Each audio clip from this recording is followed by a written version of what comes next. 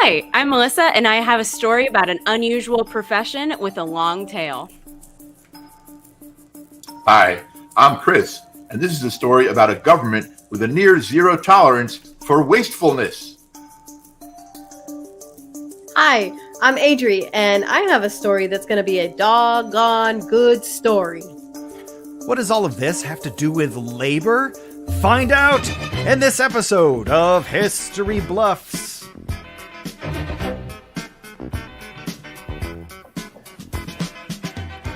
Welcome to another episode of History Bluffs. It's where truth is stranger than fiction.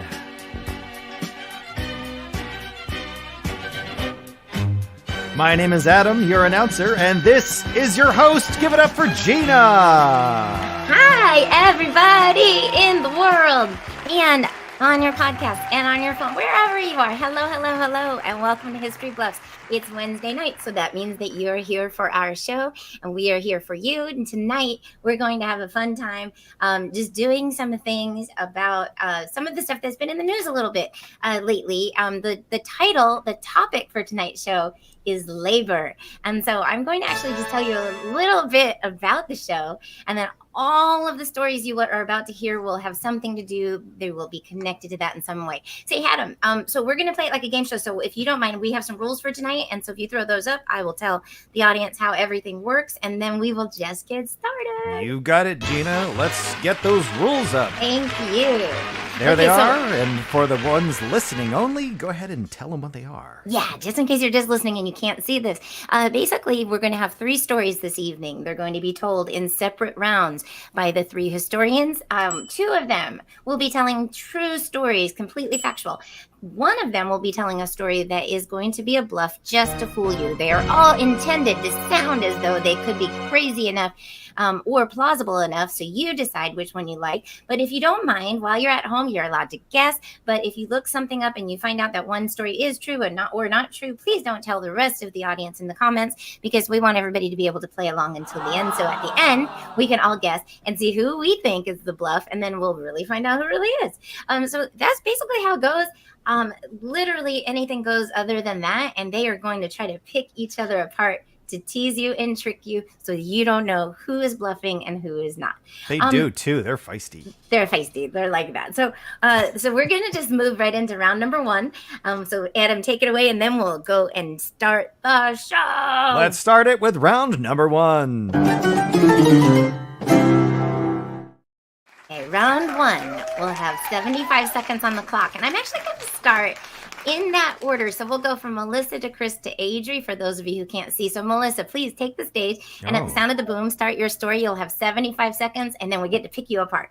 All right, before we do it, we have to bring the round tracker up. Oh, yeah, that's so a good that idea. We know where we are in the show. Exactly. It's our visual indicator. Fast. It does go fast. So and now I also the round screw tracker's it up. Yeah, like I will forget who goes and how many times you've gone, and they will try to sneak things in on you. So it is a good thing, Adam. Good job. No, okay. All right, I'm on it. So we've got the round tracker up, and there is Melissa. And Melissa, as Gina said, your round begins now. All right, so in June 2023, one profession made headlines: the rat catchers of Paris.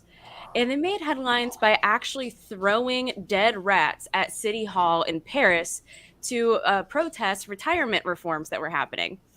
And believe it or not, rat catchers actually have a really long history in Europe. They started back in the Middle Ages, even with the tale of like the Pied Piper and stuff.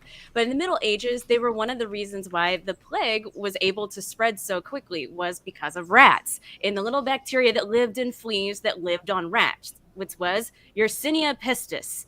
Now, fast forward to the 19th century, and the Norwegian rat was actually the dominant species in Europe, and they're a lot bigger, and they can actually their gestation period, meaning how long they're pregnant, is from 21 to 23 days to produce baby rats. So they were spreading like wildfire, so much so that the government in the England, they actually offered extra money and special privileges for people who caught 5,000 rats a year, which leads us to the number 1 rat catcher, Jack Black.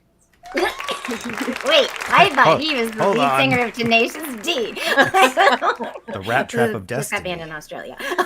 Okay, so I guess Cinia pissed us off in that Black Plague period. That's awful. Okay, so I want to go to Chris. Chris, I would love to hear your thoughts about Melissa's first round of her story. Plausible, not? What do you think? Well, it's definitely plausible. Definitely We all know very much about the plague and through the different stories that we've all researched and talked about on this show through the couple of years. But there was, the 21 to 23 day gestation period for the Norwegian rat. That's a little scary that they, pop out offspring that quickly. But I'm thinking to myself, well, why didn't, if the English wanted to just curtail this, just have, require visas. They're Norwegian. Oh my God! Yeah, well, really, right. really? Sad trombone, Adam. Where are you? Jeez, I'll get there. It is. Oh my, Adrian, Chris. please help us. Everyone here knows they're all in the European Union. They don't need visas. They can just go wherever they want. Oh, there it is. Okay. Well, I Beauty It of- was pre-Brexit. You're right. Yeah, exactly. Okay, thanks. There we go. Adam. There You're we go. welcome. A little slow on the uptake today. That's all right. That's all right. But Adri, is that so far? So far, we all are just picking on Melissa. We don't know if her story is true or not. Gross, no matter what. Like these people chase these rats. That's disgusting. Okay, Chris. So we're gonna now go to your story. So when you take center square, you get the boom and start your story and tell us what it will be about. All right. I'm going to take us all the way back to just a couple of decades ago in the city of Amagasaki, Japan. Not just because it's fun to say, but because they have a labor law, which actually now is a national labor law in Japan, that companies and local governments must measure the waistlines of Japanese people between the ages of 40 and 74 as part of their annual checkups. That represents about 44% of the entire population. Those exceeding government limits, which by the way is 33.5-inch waistline for men and 35.4-inch waistline for ladies, those that exceed those limits, they have to attend a weight-related guidance session, basically fat camp. It's part of this re-education that they have to go through.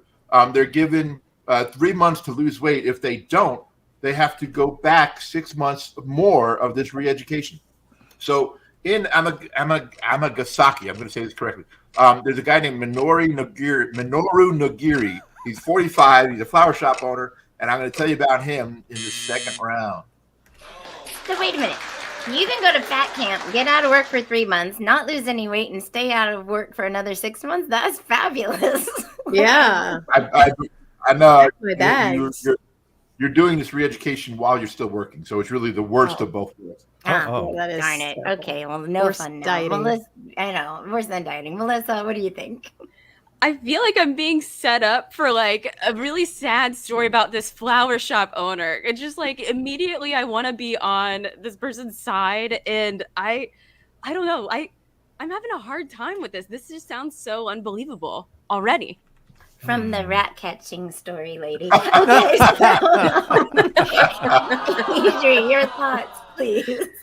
It's hard and easy to believe. It's easy to believe because it's Japan and they have their stuff together in every single way.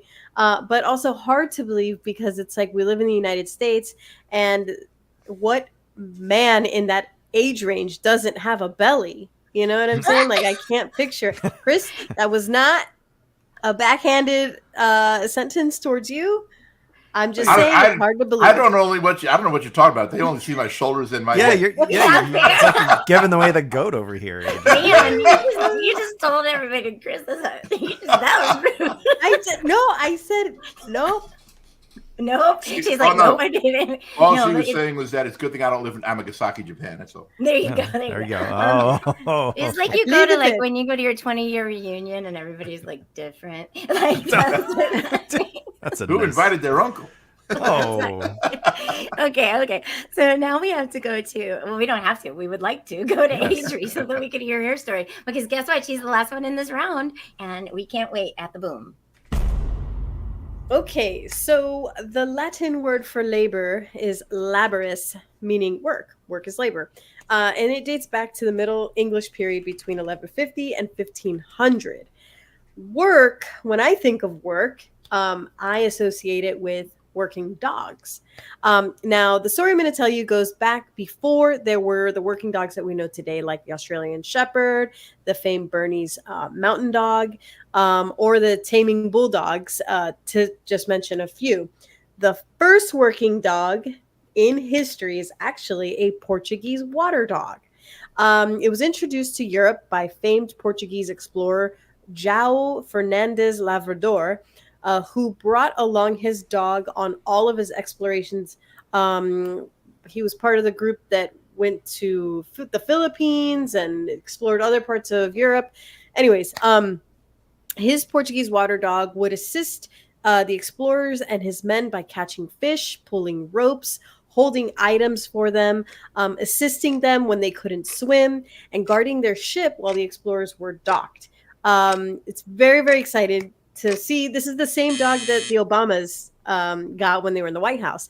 More about João Fernandes when round 2 starts. I love dogs, so I'm very excited. Very excited. Yeah, she's very, very wait, excited. this guy's name is Jowl? That's what I was Jowl. going to say. Oh, I'm sorry, I'm stealing thunder. I just I mean, maybe We are just- it's Joao. I don't speak Portuguese, but okay. I don't know. Joao? No one does. Joao? I don't know. I Okay. feel like that sounds good. I was gonna Joe. I was thinking he had to be part of my Amagasaki fat kid. Yeah. And was his last name Labrador? Like a Labrador? Fernandez Labrador. That's awesome. Okay. This is So fantastic. Melissa, I must go to you now because you are a scientist and all of the Yeah. things. Well, I don't know about specifically the history of dogs, but I feel like it went back further than a Portuguese water dog. And the thing that stuck out to me is you said that the dog is holding stuff for the people. Does that mean they're just like slobbering over their items? Like, Yes. that's what I'm picturing. Okay. Basically. Well, so yes, dogs go way, way back, but working dogs, like on farms and stuff like that, started around the same time that the word, according to etymology, came around. In Oslo, Adam's dog knows that yeah. we're talking about dogs because he just squeaked. Okay. So, Chris, take that. what do you think about Melissa? Excuse I me, thought about that was- Adri's story? I thought that was Adam's stomach because he's hungry. Yeah. Could be either. Either. I picked up on that as well. I wondered, that working dog, the Portuguese water dog was the first one. I do remember a Saint Bernard that helped Napoleon. I remember that. There was, but also the one that jumped out at me was the taming bulldog. Like bulldogs trained other dogs to be tame. Is that how? that No, worked? I don't they know. got their name for being bulldog because they would nip at the testicles of bulls Oh, to geez. keep them in line. Whoa. You're- Damn. Here's Yeah. what you asked for, Chris, because Adri's got some knowledge. Okay. It also explains why they're so short. Yes, that's exactly why. Don't ask where the Doberman Pinscher came from. It's- Don't do it. Oh, no. That was good. Don't do it. There I we will go. say this. I was about to pull this show over if we had another Balto story. I really was. Yeah, exactly. I mean, that's an amazing dog. Sure And our is. topic on Friday for our live show is Storm. But that is a fun way to just finish up round 1. We're going to move right along, which means that we're going to, Adam, go into round 2. Let's go.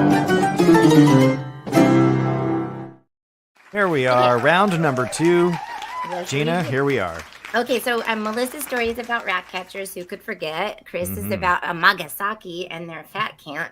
And the Portuguese water dog belongs to Adri. So we will learn more about all of this in time to come. And in fact, it's going to be Melissa's turn now. So you actually get a shorter round this time, 60 seconds to tell your middle part of your story, starting at the boom. All right, so we left off with Jack Black. He's the most famous rat catcher known to history. And he basically paraded himself around England and London as the Queen's official rat catcher. He had a green top coat, and he actually wore a sash that was melted down cast iron from his wife's cookery and stuff. He just melted it down and made rats out of it and put it on a sash. And he was actually quite smart because he found a way. I mentioned earlier that the government was paying money based on the amount of rats that you were catching. So he actually started breeding rats in his own home. He had his breeding colony, which was quite smart if he needed to produce more rats. And he was so smart about it because he took the ones that had interesting markings or colors and he bred them together. And he eventually helped give rise to the pet rat, which is also known as the fancy rat, which became popular in pet trades. I'm sorry. So Okay. Jack Black, he Yes.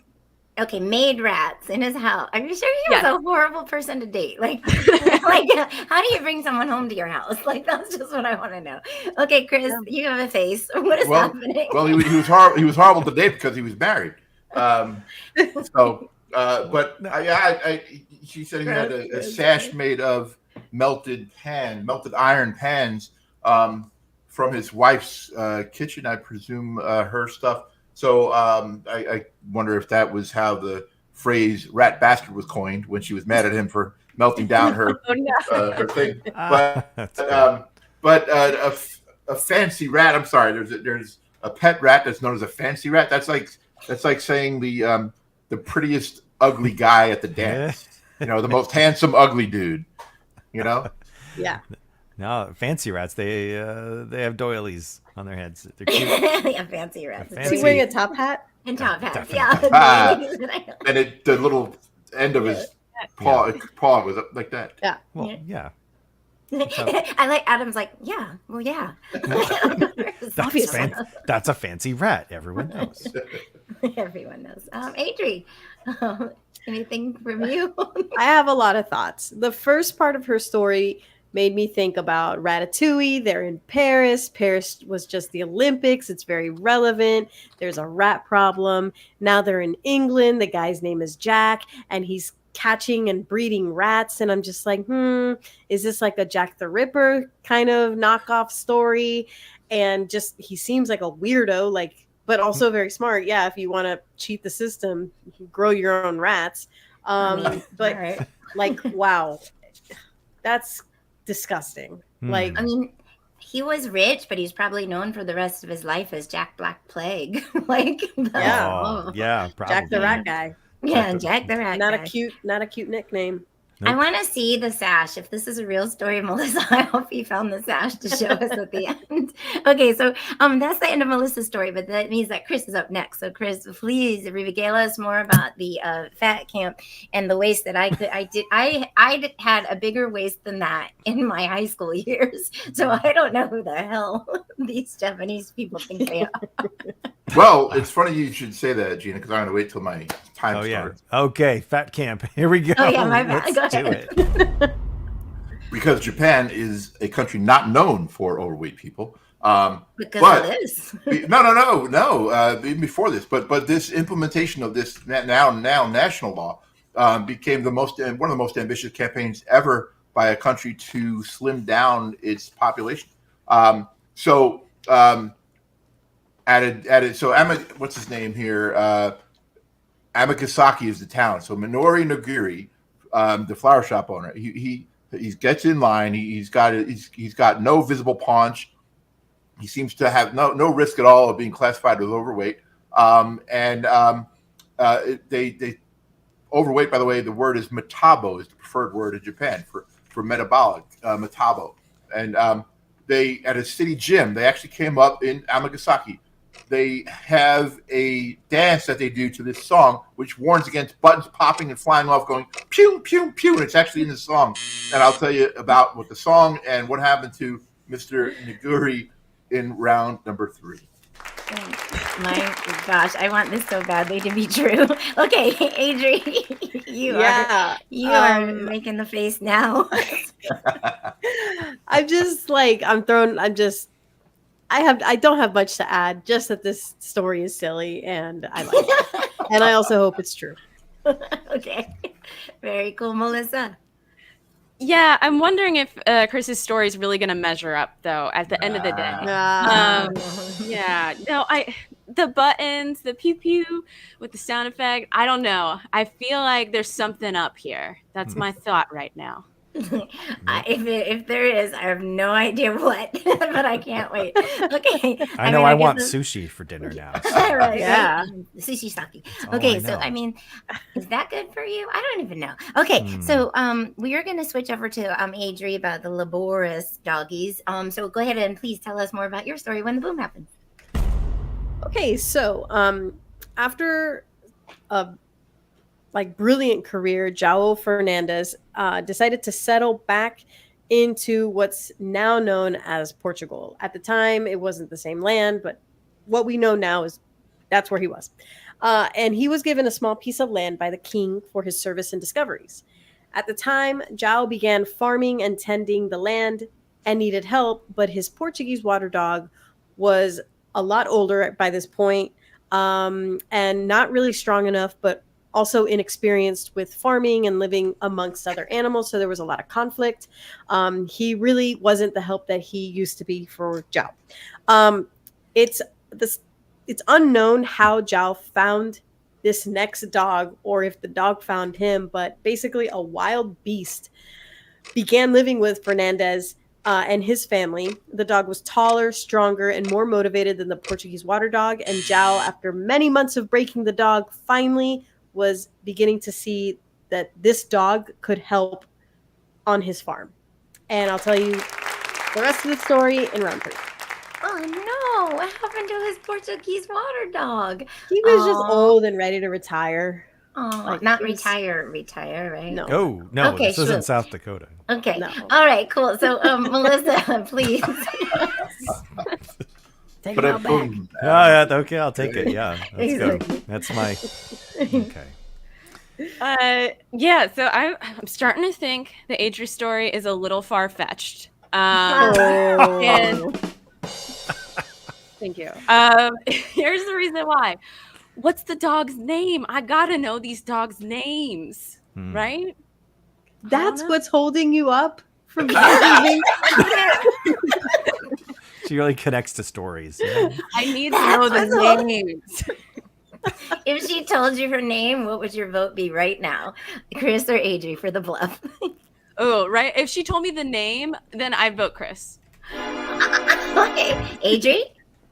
His name is Whiskers. Oh, come on. No, Flag. You don't name a working dog Whisker. Okay. Flag. Well, I don't know. I don't know the name. Okay, It wasn't included in the story from You could've fooled 5,000 us. years ago. Oh, Because okay. you said that so confidently, and we would have been like, Whiskers. They probably pronounce it Whiskers. Whiskers was the cat, by the way. To say. Okay, so that means that now we have gone through everybody's story for round 2. Adam, is that right? What? Yes. Oh, Okay. my goodness. We have finished round 2. That means we're going to swing into round 3 where the rounds get shorter. Adam, take us away. Let's go to round number 3. So, ladies and gentlemen, this round is only going to be 45 seconds. They have 45 seconds to wrap up their story, tell us the names of their dogs, whatever they want to do in this last round. We're going to start with Melissa and work our way down. Go for it whenever you hear the boom. All right. So moving away, though, from Jack Black in England, let's go back to France for a little bit, just to appease Adri. So the French methods actually differed a little bit. Instead of using dogs and rifles, they used cats in cages, believe it or not. And they would walk around Paris with these cages full of cats. And these rat catchers were called chasseurs de rats. And so now today, in modern days, rat catcher is still kind of a career, as evidenced by the 2023 protests about rat catchers. In fact, Paris remains the 4th most infested city in the world with rats.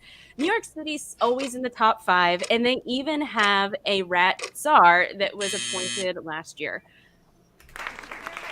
We have a rat czar. Is that what you literally just said? Yeah, we do. Yeah, in New York, they do. It does.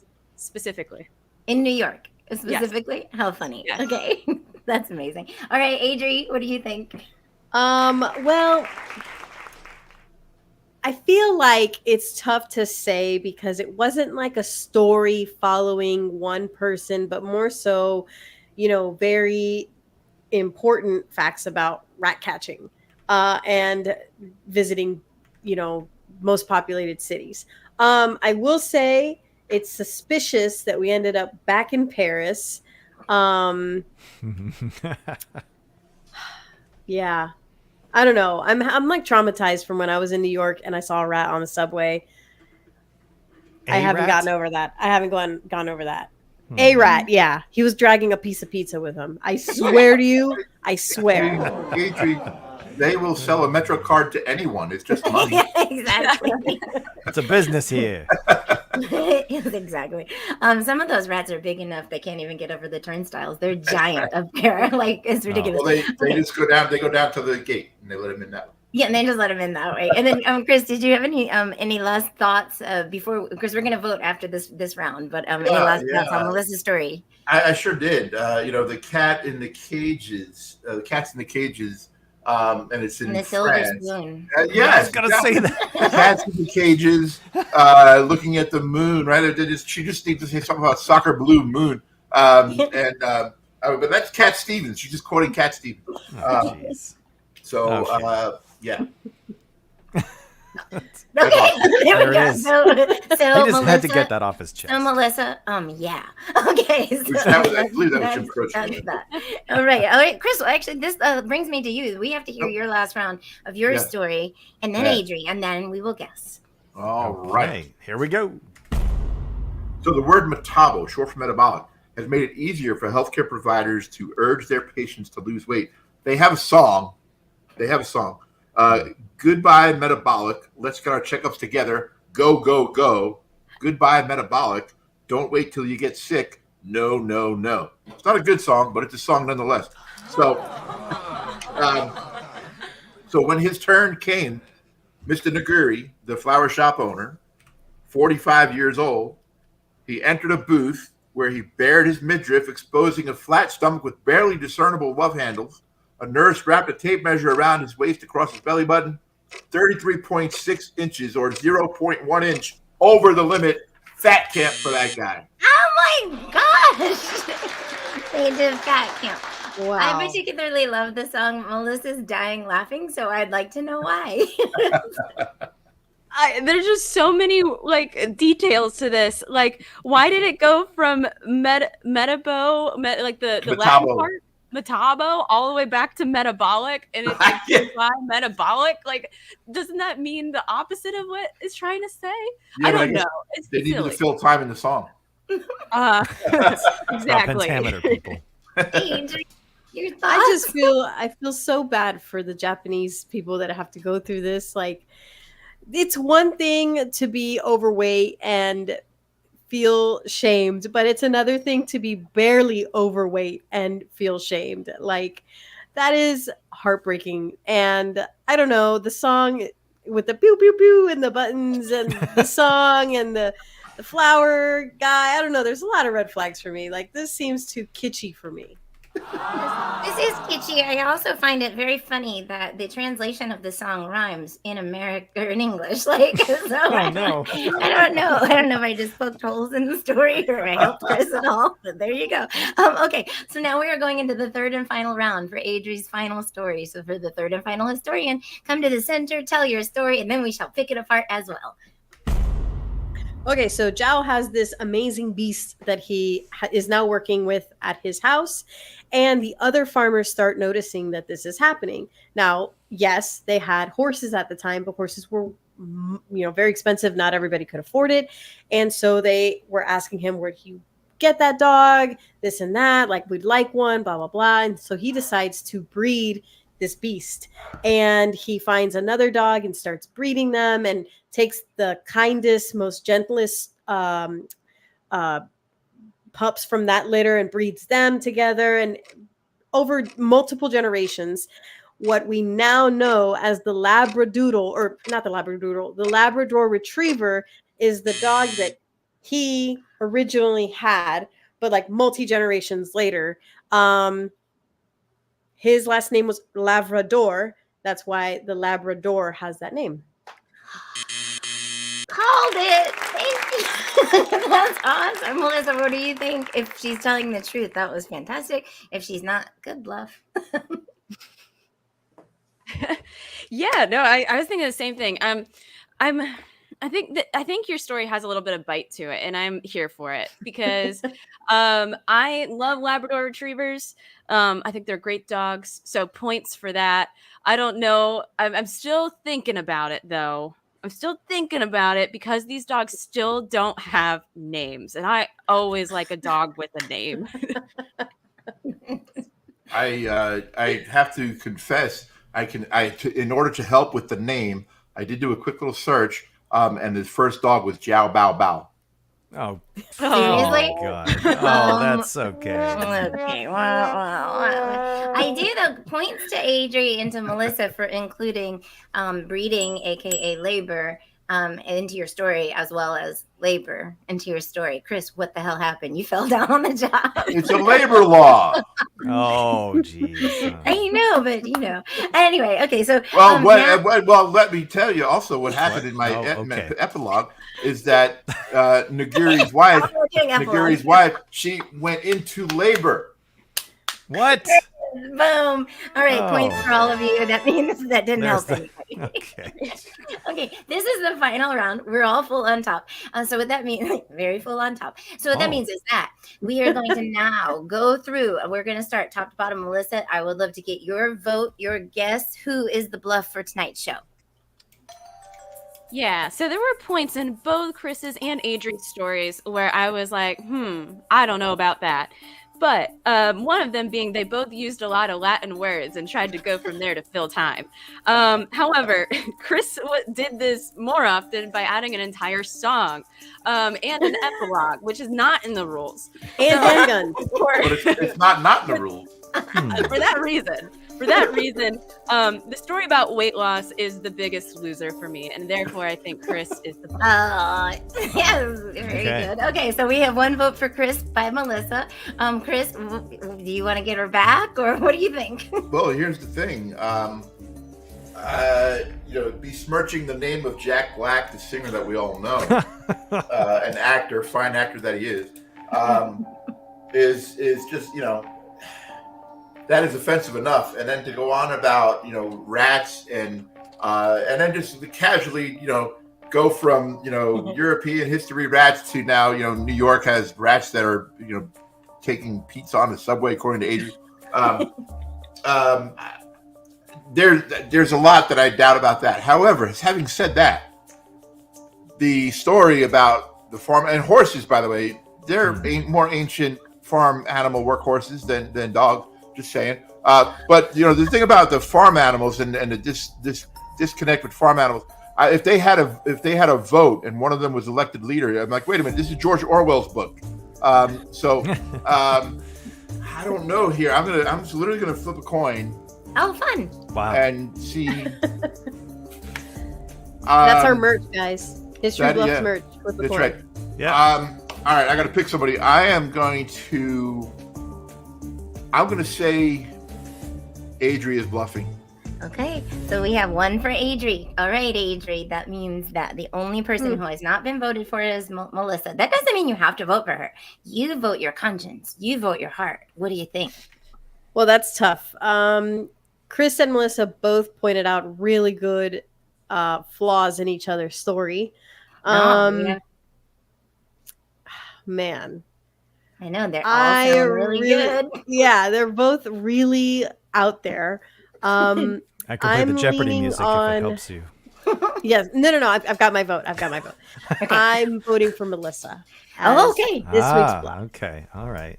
So that means that there is a vote for each of the contestants. So It's true. whoever is the bluffer for tonight's story, or the bluff, whatever the correct word is. Probably for just that. bluff. It's like geese. Bluffy. Just bluff. But we're Meese. history bluffers on YouTube, so I don't know. Okay. Yeah. But so that person wins the whole entire show. But only Adam knows who it is. I don't even know. So I'm going to pull myself out of the stream. This is the time for the reveal. Unless anybody has any last comments, any last guesses, any last thoughts. I think I feel good about this. And do I get a guess? Do you want me to guess? Nope. Okay. Okay. Nope. All right. Bye-bye. This is- Nope. It is time. So I've lined up all of our potential bluffers or truthers into their little bluff truth holes and asked the question, was your bluff Melissa? Or was your bluff Chris? Or could it have been Adri? I know, and I will tell you, the bluff for this whole time, it was Adri! Almost a clean sweep. Almost. You didn't quite get away. I think it was a valiant effort, though. It was very good. If you had given Melissa a name, oh, she didn't vote for you, so never mind. But That's true. oh man, that was Whiskers very, very good. appeased. Yeah. So what was your like kind of Melissa? What was your whole story about the whole thing, or like in other words, was that does every city have one of these people? Like, not every city, but definitely the big cities. So, fun fact: the #1 rat place. Oh, there's my dog. The #1 rat place is Chicago. Ew. Wow. Did you hear that, Carlos? Did you hear that, Drew?